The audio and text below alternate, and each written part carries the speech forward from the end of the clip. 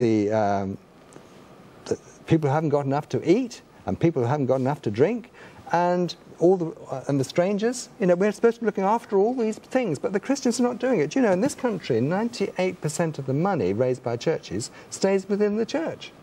Wow. And that's not right. It should be going out. I agree with you, because I've met some men of God who applied the same principle. And I see the church experiencing things on a mega basis. Yeah. You know, like things just happening financially. People. A good example is my mentor. He has a church in Nigeria. Sure. And he shared something with me. He said every year they take a tithe of whatever money comes to the church. Yeah. And they actually give it out to ministries that have been a blessing to them. Sure. And mostly he supports ministries like Derek Prince's ministries, Kenneth Hagin's ministry. Sure. And he said, but in a particular year, he said God spoke to him to now make it 20% instead of 10%. Yeah, okay. He said he walked in obedience and he did exactly that. He said, but do you know that particular, at the end of that year, the takings for the church more than doubled. Yeah. And yet the membership didn't increase to the level that will make you think, well, it's because the membership increased. That's why that kind of money came in. Yeah. Which means that as a result of his obedience, people in the church were experiencing prosperity from what he did. That's right. You see, God owns everything. The earth is the Lord's, the world, and everything in it. That's what it says in Psalms. The earth, everything belongs to God. The earth is the Lord's, the world, and everything in it. So if you decide that everything belongs to God, and then you just go along with his plans, see, God is a giver. He gave his only son. Wow. John 3:16. He gave his only son that we should go to heaven, right? We all know that. John 3:16. I know some people preach some powerful message with that John 3:16, that because he gave his only son, he gave the most precious thing, you know, then you got to give, you know, the most precious thing to this ministry here so you can experience the same kind of blessing. Yeah, well, so God is a giver. Now, we're supposed to be conformed into his likeness, and as we become conformed into his likeness, we become givers, not takers. Now, in the world, most people are takers. You know, bad taking is stealing. What's the opposite of stealing? Is giving. Christians should be known as givers. And sadly, unfortunately, a lot of them are not, because, you know, we've got non-Christian friends, and they say, we don't want to become Christians because all we know about Christians, they're always asking for money. Well, that's not right. That can't be right, because Jesus never asked for money. That's right. We should be, if we, you know, gave them money, they might take a bit more interest. That's right. And it's like the church I go to in Cheam. I just love the church. It's an Anglican church. They don't pass basket around to collect offering, because I asked the vicar, I said, why don't you do it? Because, you know, someone like myself, coming from a different background, seeing that no offering is collected, and you wonder at the end of the service, how did they make money? So I approached him. I said, what happened? He said, because people believe that church is all about money. So we don't want people coming freshly to church to be distracted. So our members know what we need. Most of them give by direct debits. And they support us. And the church makes nearly $1 million a year. Really? And he said 30% of that money goes towards mission. Well, they actually support ministries overseas. They've discovered the whole thing. And the people are prospering. They're doing lovely people. Wow. Now tell me, should Christians be forced to tithe, to pay? Because in some churches, their names are written on a notice board, the ones whose tithe is missing from the collection. No, of course not. No, actually, tithing is part of a law. You know, Jesus tithed, I believe, in Amos 4:4, he tithed every 3 days. But we're not under the law. We're not under the law at all. It says in 2 Corinthians 9, verses 6 to 12 are all about giving and receiving. But it says, everyone should give as he has decided in his heart. For God loves a cheerful giver. God doesn't want someone to come along. Imagine, just put it in a simple perspective. Supposing it was Christmas time, and supposing somebody came and said, it's Christmas time, Yemi. Well, there you are. But supposing you say, come, hey, Yemi, it's Christmas. Wow, be blessed, brother. Now, which one do you like? The be blessed one. Well, God's the same, because he has feelings too. He doesn't want someone to do something because it's what he's supposed to do. He wants someone to... We're supposed to be hilarious givers. That's what we're supposed to be. God bless you, sir.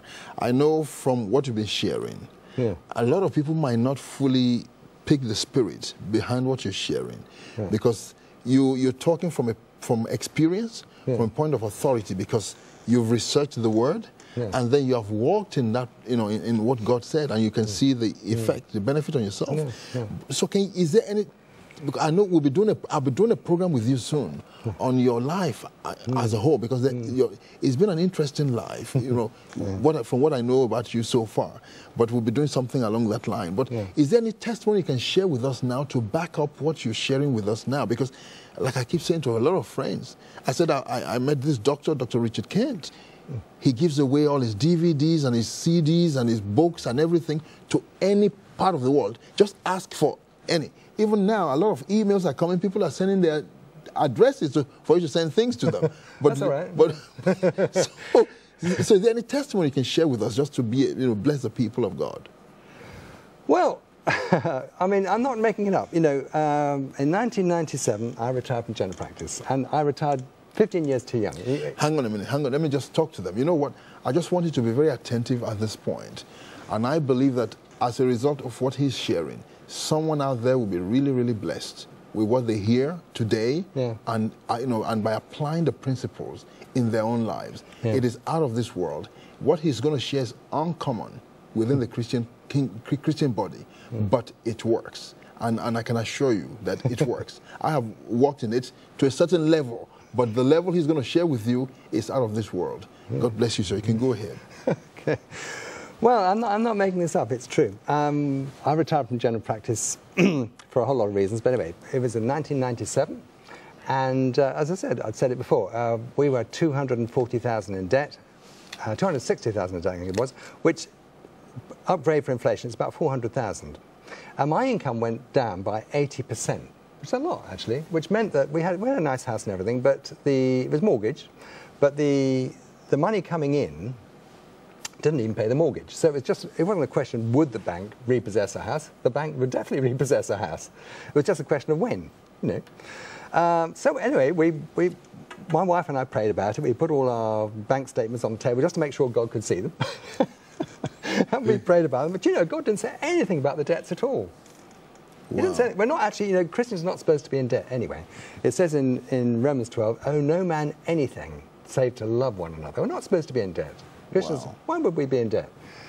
Anyway, we prayed about it, and God didn't say anything about the debts at all. He just said, travel. I'm sure he said, set up a charity. We have a UK charity.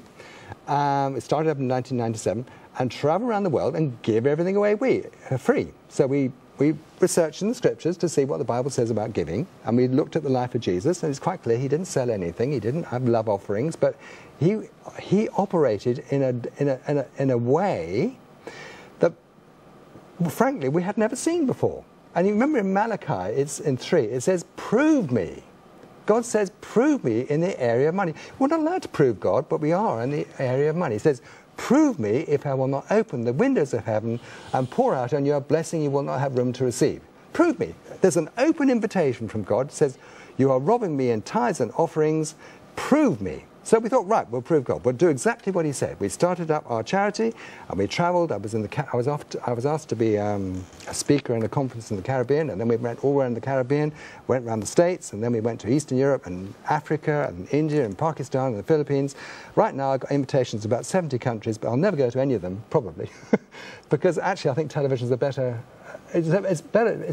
Television's better because we can send this DVD to many, many countries now. Wonderful. We've got this wonderful machine. It's cost £3,000. But anyway, you stick in 100 blanks, press the button, go away for 6 hours, and these DVDs come out. Wow. And we just send them to anybody. Those DVDs, what happens, we have a lovely lady in the church, and, we have another guy in the church called Trevor, and he presses the button. And we've got another lady in the church, and she sends them all over the world. And it's not just mine, by the way. It's going to be some of your stuff. And we've got Roger French, who's my pastor, his brilliant stuff, much better than mine. And we're going to have some of Doug Harris's stuff, and we're going to have Gordon's stuff, Gordon and Lorna's stuff. And frankly, the more the better. And we want to get it out there quickly because, the rapture's going to happen soon. And maybe people won't watch that stuff before the rapture. They're jolly well after. Where are those guys gone, you know? So we're going to, anyway, so we started up this thing, and, you know, within 9 months, the Lord paid off all these debts, and then our income started going up, and then it went up more. And then we didn't just do tithing, we did more than tithing, and then we did more than tithing, and as I say, it just goes on and on and on. And it's exciting. I mean,